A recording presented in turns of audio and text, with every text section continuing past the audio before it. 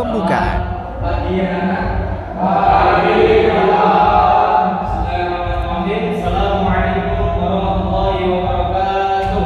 Waalaikumsalam warahmatullahi wabarakatuh. Bagaimana kabar hari ini? Sehat semua? Bisa tes kompak enggak? Bagaimana? Ya, tepuk satu. Tepuk satu. Tepuk dua. Tiga. Satu, dua, tiga. Oke, selamat hari ini ada 3 lewat sekolah. Iya, semua. Modul yang sudah saya berikan dari bawah semua. Oke, ingat ya, sesuai dengan kesepakatan kita semua bahwa tidak boleh ada yang makan di dalam kelas. Boleh minum tetapi harus izin. Oke, paham? Terus jangan lupa juga kalau mau isi ke kamar mandi bisa dibolehkan, cuma satu orang, nggak boleh berdua. Nanti malah terjadi yang tidak kita inginkan, ya kan? Terus yang ketiga apa? Dilarang tidur. Kalau tidur maka saya suruh cuci muka, tidur lagi saya suruh berdiri, tidur lagi saya suruh paham semua? Oke. Mungkin untuk memastikan kalian berangkat semua atau tidak, saya absen terlebih dahulu ya.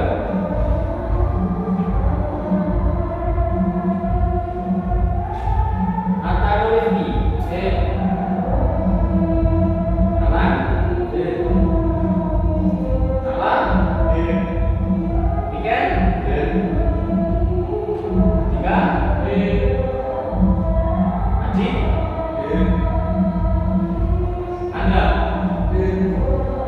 Kata, Agul, Lupa, Tuhu, ini semua ada yang mau sebut?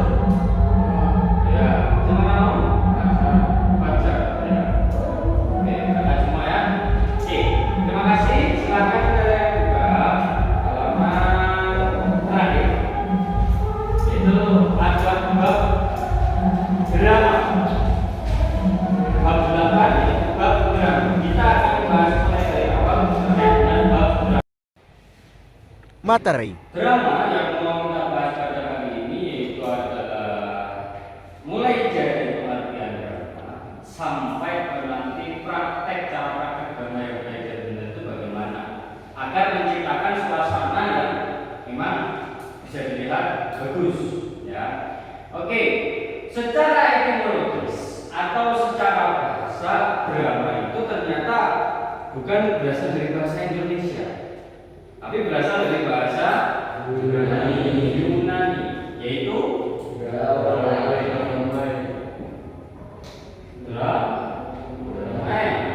yang artinya apa?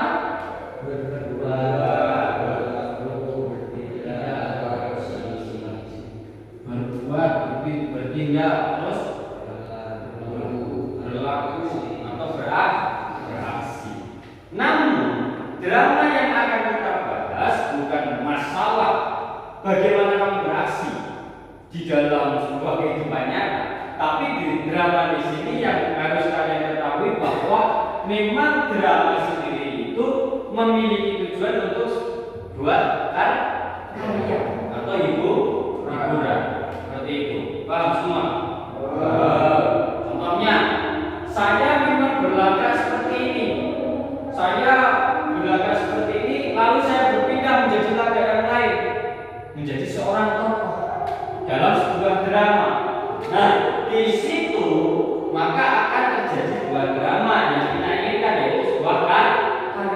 Memang drama itu termasuk dari karya tontonan yang mana disaksikan oleh para pemirsa. Kalian harus paham, ya. Nah, secara bahasa sendiri berbuat berarti sebuah tindakan yang disetting, ya, yang disetting untuk membuahkan sebuah hasil karya. Itulah drama. Drama itu baik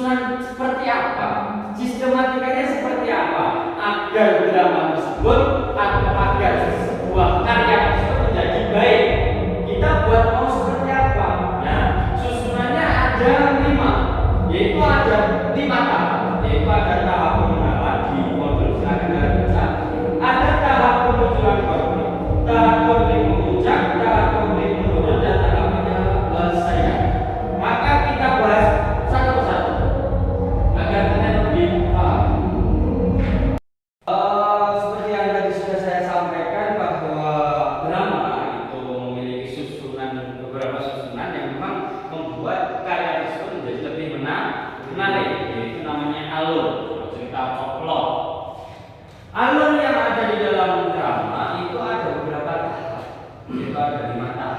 Yang pertama itu ada tahap apa?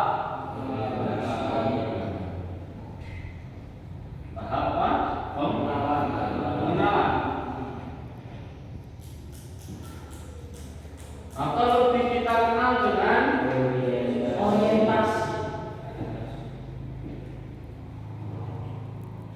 Nah, orientasi ini itu mengenalkan awal ya pernyataan-pernyataan umum yang ada di dalam drama. Mulai dari pengenalan tokoh, mulai dari pengenalan watak tokoh, latar, hingga awal konflik-konflik itu bisa kita ketahui itu bukan di tahap pengenalan, nanti di tahap berikutnya. Pokoknya intinya tahap orientasi atau tahap pengenalan hanya mengenalkan awal saja siapa tokohnya, di mana latar tempatnya dan pengenalan-pengenalan yang lainnya. Mas, ayo tidur. Tadi kesepakatannya apa kalau tidur? Cuci muka. Silakan kamu cuci muka dulu. Nanti kalau tidur lagi baru kamu saya suruh berdiri. Oke? Silakan cuci muka dulu di kamar mandi. Ya, silakan cuci muka.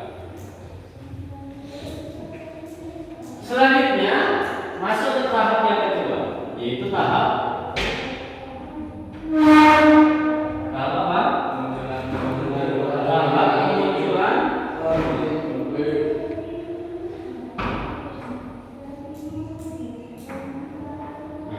tahap kemunculan konflik. Tahap kemunculan konflik atau yang sering kita kenal dengan tracing action. Nah, di sini mulai loh, ya, kamu paham akan apa yang dinamakan konflik jahat, apa yang dinamakan konflik baik, ataupun bentuk-bentuk konflik, ya, konflik komedi, konflik jahat, konflik yang dan lain sebagainya. Pokoknya intinya konflik sebuah perintah dalam sebuah drama. Misal adanya mulai rasa iri antara tokoh pertama dengan tokoh kedua, itu kita sebut lagi. Atau mungkin konflik yang dimunculkan oleh luar, maksudnya eksternal. Konflik eksternal itu berarti seperti misal adanya gempa di dalam sebuah daerah, gempa bumi. Nah, di dalam drama tersebut adanya gempa bumi itu mengenalkan mulai adanya sebuah kemunculan konflik yang sering disebut dengan rising action.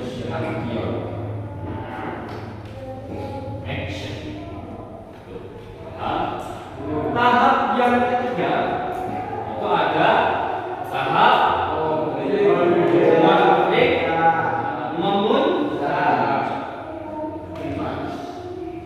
Oke, nah tahap konflik memuncak atau klimaks. Tahap konflik memuncak atau klimaks ini adalah panas-panasnya dalam cerita. Misal sebelumnya hanya terjadi ini dan dengki, tapi di tahap konflik memuncak terjadi sebuah peperangan atau pertempuran, perkelahian dan lain sebagainya.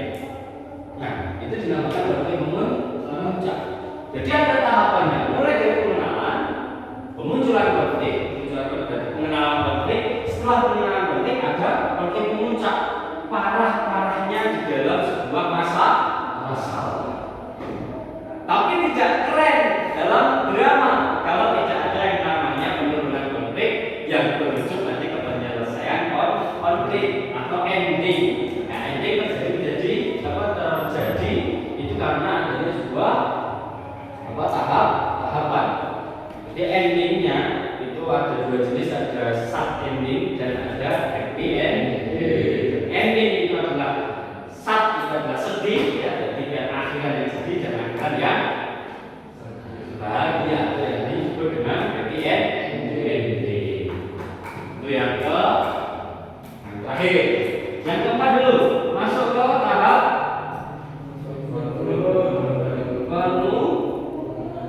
penurunan konflik. Tahap penurunan konflik atau sering disebut apa di situ kita dulu? Apa? Anti klimaks.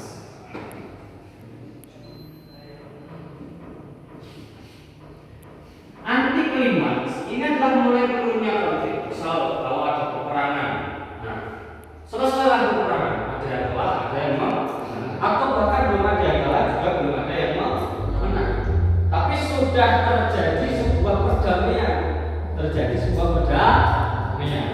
tidak ada konflik. Tapi masih ada iri, ya. Tapi sudah tidak ada lagi puncak permasalahan pertemuan dan lain sebagainya. Itu sudah tidak ada. Itu dinamakan penurunan konflik. Kalau di sini mau dijelaskan permasalahan yang memuncak di dalam suatu cerita mulai menurun di tahap ini. Dalam tahap ini sang tokoh mulai mengetahui cara mengatasi konflik. Jadi si tokoh itu sudah tahu bahwasanya cara mengatasi konflik yang ada itu bagaimana. Si tokoh baru nanti masuk ke tahap yang lain, yaitu tahap penyelesaian.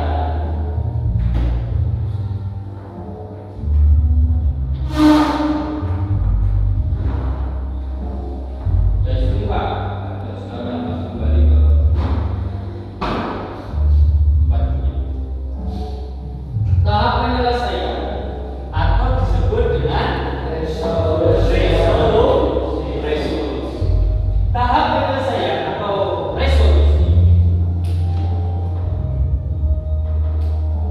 ini adalah tahap paling akhir, yaitu pada tahap ini semua masalah yang tersaji di dalam sebuah cerita sudah terselesaikan. Nah, selesainya ini bagaimana? Kamu bisa mengira mau dibuat happy dengan sebuah kebahagiaan atau mau dibuat sad, sebuah sedih. Semuanya boleh kamu pakai. Tidak harus semuanya berakhir dengan bahagia, berakhir dengan sedih juga tidak apa-apa. Karena memang inilah sebuah keunikan di dalam sebuah cerita atau alur. Nah, sebelum kita masuk ke jenis drama, ini adalah yang dinamakan tahap-tahap di dalam sebuah alur cerita, di dalam drama. Maka kalian harus mengetahui bahwasanya alur sendiri juga bukan hanya ada satu alur, yaitu di mana berkembang atau yang dinamakan alur maju.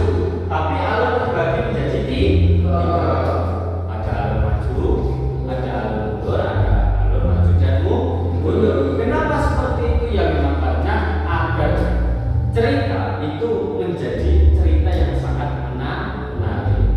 Orang sebagai pemirsa, masyarakat sebagai pemirsa, ya itu akan merasakan senang ketika sebuah cerita itu menarik, dan terus akan tertarik untuk melihat karya-karya.